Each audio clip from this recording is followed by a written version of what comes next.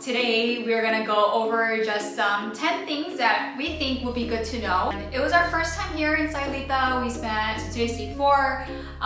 So we just kind of noticed things that, as first timers that we learned that we didn't know before. And I think it's safe to say we love it here. I think it blew all of our expectations. I had high expectations for Sayulita, but being here just was so much better than anything I would have ever imagined. But I do want to say, we are not pros. We didn't do everything in Sayulita. So this is just some things that we noticed as first timers in Sayulita. First thing to know. So the location of Sayulita, so you're gonna fly into the Puerto Vallarta International Airport. That's the major airport in the area. And then you're gonna have to drive from the airport all the way up to Sayulita. Sayulita is north of Puerto Vallarta and it's about a 1-hour drive. So there's multiple ways to get to Sayulita from the airport. The 5 ways that you can come here are 1, Uber, 2, take a taxi, 3, public bus, get a rental car, or do like a private transportation. So what we chose to do is just do a private transportation. I think it might be one of the more pricier ones, but for this trip we just wanted for it to run smoothly. We just wanted to get land and just get to Sayulita as fast as possible. So we booked with a company called Jose Ramos Transportation. It was like the first one that came up on that one website, I forgot. But then it was 140 USD for a round trip transportation. And they pick you up exactly where you want to. They drop you off right in front of your hotel. And we stopped by the market, which was nice because we picked up like a whole case of water, some snacks. So it was really nice. And number 2, where to stay. So Sayulita is actually pretty small and compact. And so really any option that you choose is probably a good option as long as it's generally pretty close. A few things, we stay at the Sayulita Hotel, which we really enjoyed because it was so centralized in the city. Didn't need a car at all. Everything is pretty much a 5-minute walk to the beach, to the store, to surf rentals, to all the restaurants. It's all around here, so we had a really good time because we would forget something, come right back, or we just need to use the bathroom. We wouldn't have to find a public one. We can just come back to the hotel room. And so that has been really nice here.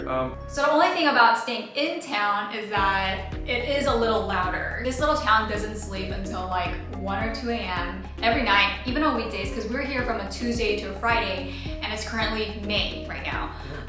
So it probably depends on where you're staying, but there is usually like a really big bar slash restaurant on every corner. So for us it did get pretty loud at night, or it stayed pretty loud, but we brought our own earplugs and we were really light sleepers. So that was one of the things I was most concerned about. So we really liked staying in downtown. If you don't want to stay in downtown, there are a lot of options a little bit on the outskirts of the town. There's a lot of new boutique hotels coming out. There's a lot of Airbnbs around the area, so I'm sure you can find something. But we just really loved how local Sayulita Hotel was to everything. Like the beach is like 2 blocks away. So that was really nice. So the third thing to know when coming to Sayulita is when is the best time to come. So according to our research, the high season is the winter season or the dry season. And that runs from October to May. So right now it is mid-May, and I think it was so good to come right now because it is not humid like at all. Well, it's a little humid. This is so nice. Like it's warm during the day, but it's not too hot.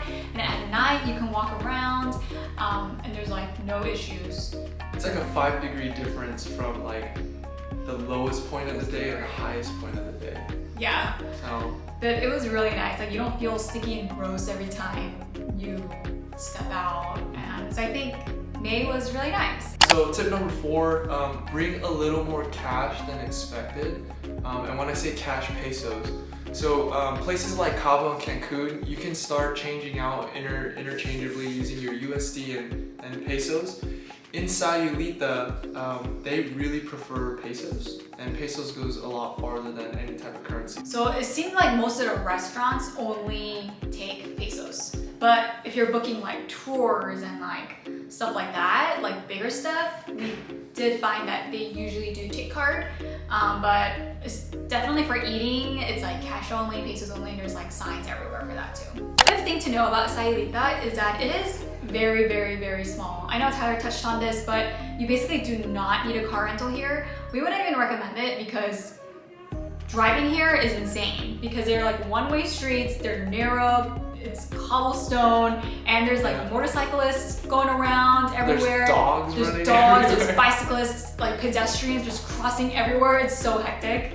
I mean, we always rent cars. Like we rented a car in Cabo and that was so good. But here, just leave it, just get, you know, your own transportation here. Just get your steps in. Yeah, and it's so small. I would say like the main Sayulita area is like maybe like a 3x3 grid. And honestly, on our second full day here, or our second day here, we felt like we like knew exactly where things were. Like, oh, we want to go here, let's go there. Oh, this is the plaza, let's go there. So it's very small, you can figure it out very quickly, and Google Maps works here wonderfully, so you have that. But if you really want, you can rent golf carts. There's golf cart rental places everywhere. I don't think you really need it though, unless maybe you're staying a little bit on the outskirts of town. But if you're staying in downtown, you definitely don't need it. Tip number 6, Sayulita is really laid back. When it comes to hanging out, chilling, also the physical clothes you wear is just super laid back. So don't worry about bringing, you know, the super nice shirts, the button-ups for the guys. Girls, you know, you could wear the dress and the heels, but there's a lot of cobblestone here. I mean, I almost broke my ankles like 4 times walking around, so just be careful. Everyone's in swimsuits, you know, just towels, hats, like even at night at the nicer restaurants, pretty low-key, so don't be too stressed about clothes.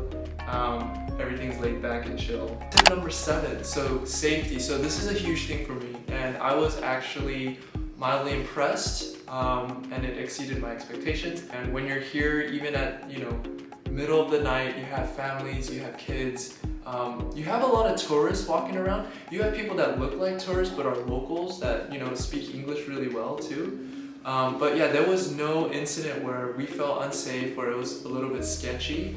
So please come here confidently. This is awesome. It just feels like a neighborhood, you know, and everyone's coming out, they know each other, and they're just all very friendly. Yeah, just good vibes here. Tip number 8 is that a little bit less English is spoken here than what I expected. We regretted that we didn't kind of brush up on our Spanish, I guess, before we came here. Yeah. Especially like ordering stuff, like asking for the check, like little stuff like that. You can honestly just probably do a quick lesson when you're on your flight here, and that would help so much. Yeah. I think next time before we come here, we would definitely learn a little bit more. So tip number 9, so we are only here for a total of 4 days, so we only want to stay here in Sayulita. But if you are here for a longer time, you kind of want to explore the other areas around Sayulita, you can definitely do that.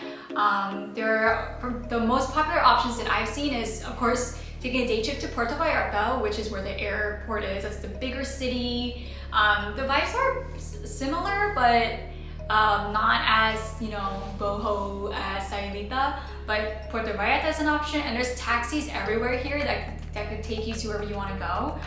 I've also heard good things about San Pancho and San Francisco and Mariatas Island. So obviously we didn't really look into these that much because we were here for such a short time. But if you're here for longer and you want to, you know, explore a little bit outside the city, I would definitely go to San Pancho. I heard it's kind of like Sayulita before all the like crazy touristy things happened.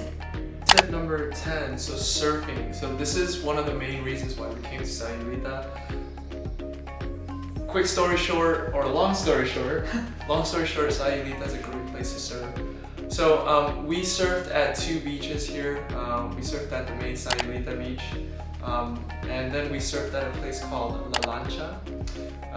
We recommend both. La Lancha is, when we went, there was a huge swell. It was firing, a little bit scary at times, but there was like excite people. That would but not us. The experienced people were out there, they were gunning. I mean, we caught some big waves.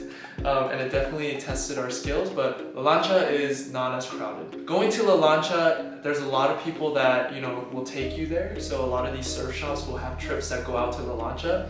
So just, you know, talk to them. Well, we went to La Lancha with a group from Selena.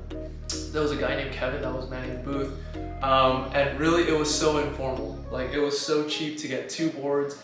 We all went in a truck and we just he just drove us there and we just surfed for like 4 hours. So that was really awesome. So don't be put off by kind of the informality of going to La Lancha. It's just really just a group of friends that are going. Oh, you booked it that same day? Yeah, it's so just you don't need to book online or anything like that. Yeah, you just say, hey, I want to go to La Lancha. You guys going? And they're like, they'll say yes or they'll say no, and then they'll put you on a car and you guys will go. So don't be too afraid of that. And then the beach at Sayulita. Pretty crowded, so there's 2 areas. You have an advanced area and the rocky area, and then like a beginner area where there's some swimmers. So just be cautious. If you're good, go out to the right side. There'll not be swimmers out there. You just have to be careful in the lineup. Make sure you respect surfing etiquette. And then on the left side, you have a lot of the swimmers. So catching waves might be slightly difficult because of all the people in the way. But just be cautious about that. There are a lot of surf rentals here, a bunch. Any corner you turn, there will be a surf rental shop. We do recommend the surf shop right next to Selena. the hostel. The hostel. So their boards were, a hardtop was 300 for 4 hours. So in total for both of us, it was 600 pesos. Which is actually a really, really good deal. It was right in front of our hotel. Yeah, they took really good care of us. So, yeah. So I know that was 10 tips, but just a few pointers about coming to Mexico if you've never been here. Always make sure you drink bottled water. I mean, you can obviously use the water to shower, brush your teeth, but then go to OXXO is kind of like the 7-Eleven of Mexico. Go there, grab water. Also, bring a pen. I should have remembered, but when you're in the airplane, you have to fill out a lot of forms, or just a couple of forms for immigration. So have a pen on you and keep the bottom part of your immigration form when they give that to you, when you come in at the airport, because you need to give it back or else you'll be fined. And have fun. Yeah. Just relax, have fun. It's slow. Make sure you take your siesta. Make sure you eat a lot. If you're drinking a lot, make sure you drink a lot of water. Liquid IV is always a good idea here. Powerade. So just have fun. Yeah. In all, we love it here. I'm so glad it's only like a 2.5 flight from where we live. I think we'll be coming here a lot more now. We're excited. Hopefully we come back again soon. Yeah. Take it easy, guys. Thanks for watching. Bye.